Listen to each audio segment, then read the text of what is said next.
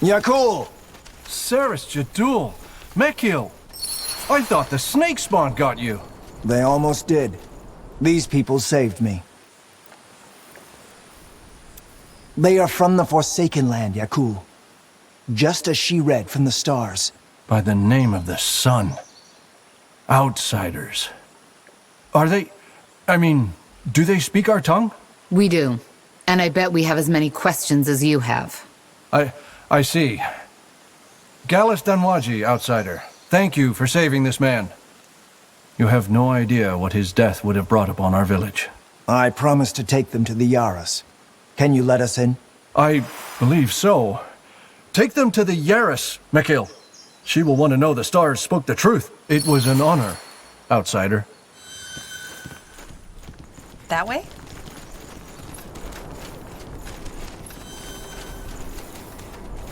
Did he just say star readings?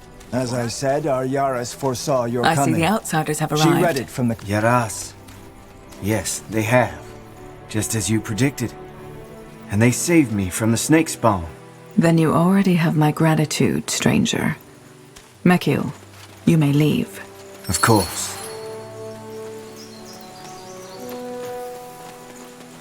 Well then. I'm Asha, Holy Yaris of the Ulias tribe. What's your name? I assume Yaras means leader? Not precisely, but yes. I am the leader of this village. So tell me, who am I talking to? I'm Tahar. That man, he said you foresaw our coming? I read the stars, yes. They told me that soon a stranger would come, one seeking for something to end a curse put upon his land. The blubber. Don't tell me. Our tribe has left the Forsaken Land for a reason, and whatever is happening there, it does not concern us. All that matters is that the stars sent you to save us from Shar, and that we, should you succeed, give you the Sarlanthep stone in return. I hate to disappoint, but me being here doesn't have anything to do with the stars. Yes, it does, even though not in the way you think. What I do, reading the constellations, it is merely interpreting a pattern that is already there. You see, we sentient beings like to consider ourselves separate from the world, but the truth is, we aren't. We're part of a complex whole. Characters, events, catastrophes, they repeat, maybe in a different shape, but with the same core. They are patterns ingrained into the fabric of existence. Fascinating.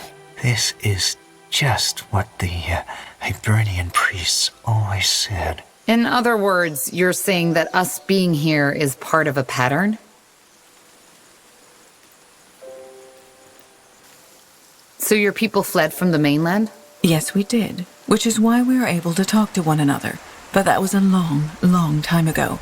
And since you will probably ask, we left because we were persecuted. Persecuted? Why? Because of our faith. We followed the ancient teachings of the Hiberians, and though we were only a few and our faith was peaceful, the priestess of Tiara did not approve. We started to roam the lands in search of a new home, but wherever we went, people drove us away. Until one day, one of our sages found a portal. You can imagine the rest.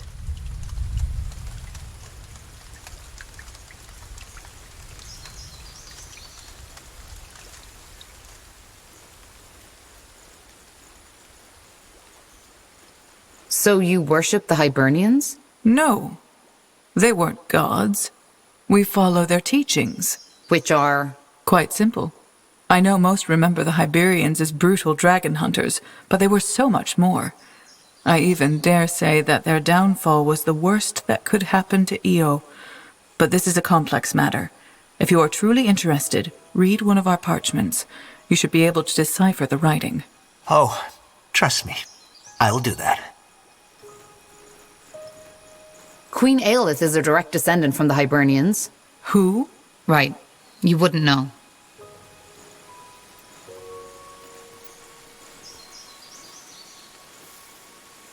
And you never wanted to return to Fiara? No. The Sarlanthep stone? Yes, the ones who created the relic you are looking for. You mean the Shapers?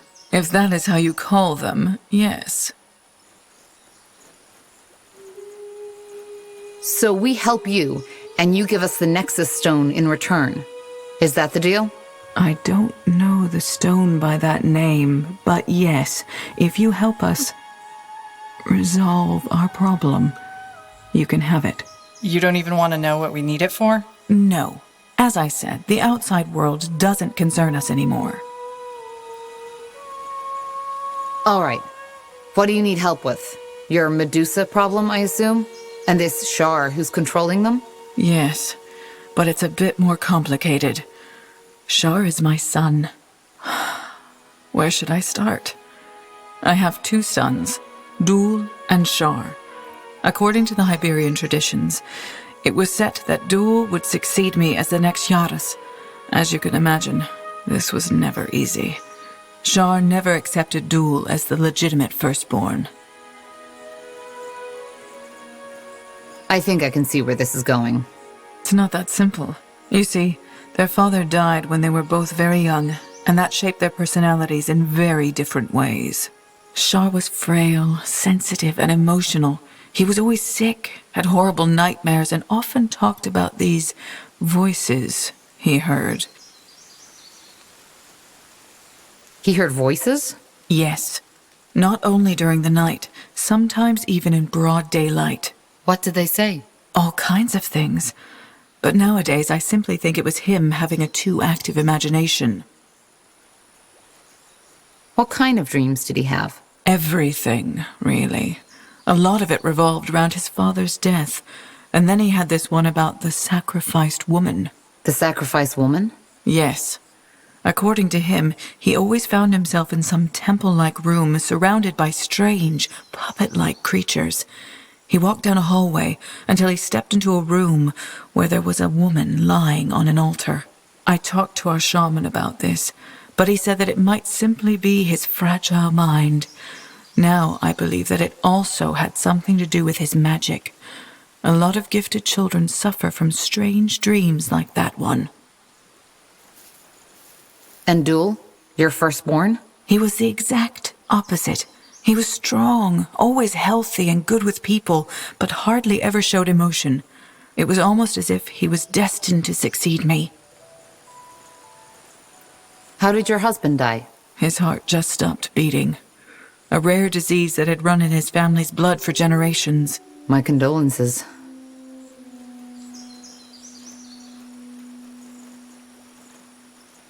What was their relationship? Well, Dul was very distant toward Shar, and Shar hated Dul with a passion. The day things got truly complicated was when Shar discovered his magic. His talent was enormous. Who taught him? I assume you don't have universities on this island. You are right. We don't. My duties as Yaras kept me from teaching him myself, so it was mainly the old shaman who died 2 years ago that taught him. But as I said, his talent was enormous. He didn't need much guidance.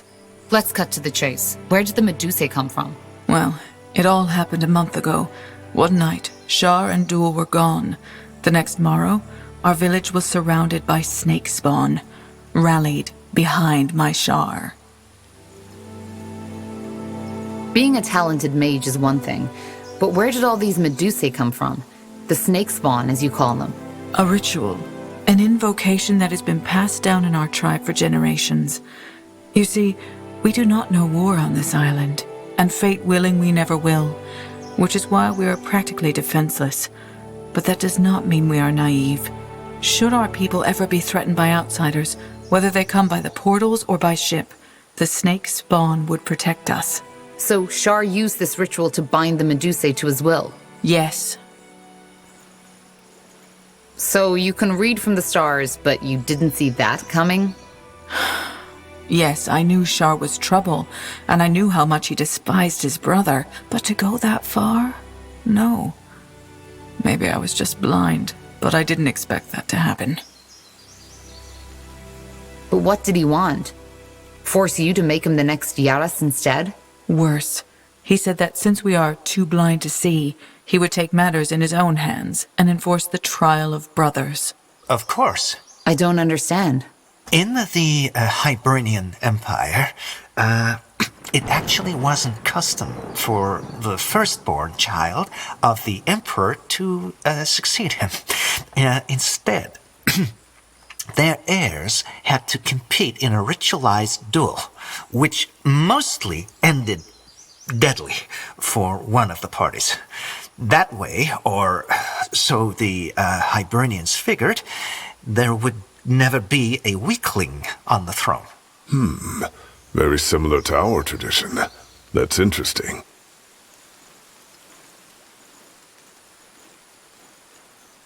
They force siblings to kill each other?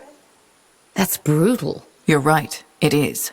As much as our people admired the Iberian faith, this wasn't a custom we ever adopted. Be that as it may, for the month, Char's had his snake spawn abduct villagers to help him restore the ruin up north, so that it's worthy of hosting the trial. Once that is done, he wants to challenge his brother to a fight at the mountain altar. You see where this is going. You need to bring him to reason. How am I supposed to do that? I can't take on his entire army by myself. I know that. So the first step should be to free at least some of our people he has taken prisoner. After that is done, we can discuss further steps. These villagers your son holds captive. Where can I find them? As far as I know, he took most of them to the ruin up north, but the place is heavily guarded by snake spawn, and he has shut himself in, so you can't go there yet. For now, it would suffice if you took care of the smaller camp just north of the village. I feel bad to ask this of you, Tahar, but frankly our hands are bound. I just have to trust the stars that I'm not sending you into your doom. We've fought worse. Yes, I guess you have. Why do you need me for this? You're his mother. Can't you just talk sense into him yourself? Believe me, I've tried. And to be honest, until the first death, I thought that this was another one of his tantrums. But when the first villager his snakes captured on that first morning tried to run, he simply ordered them to shoot an arrow right through his throat. And Shar promised that if we make any attempts to stop him, he will take this even further. You see, Tahar, we aren't fighters. Our magic is meant to protect, to heal, and our weapons are only meant for fish and deer. But these snake creatures, you saw how dangerous they are. Right now, there is nothing we can do.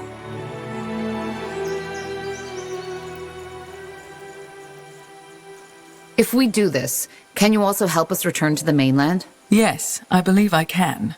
Our Valis, our village shaman, knows a lot about the ancient portals. But until we have our people back, he won't be able to help you. How am I supposed to make him see reason? If only I knew. Talk to him, convince him, make him realize what he has done. Just try not to hurt him, will you? But as I said, first of all, our people need to be freed. As long as the village is defenseless, we can't provide you with the means to take down his camp. I'll be here if you need anything. Now good luck, Tahar. And for what it's worth, sorry for burdening you with this. Tondai, outsider. What do you need? I'll be off. Thanks for your time.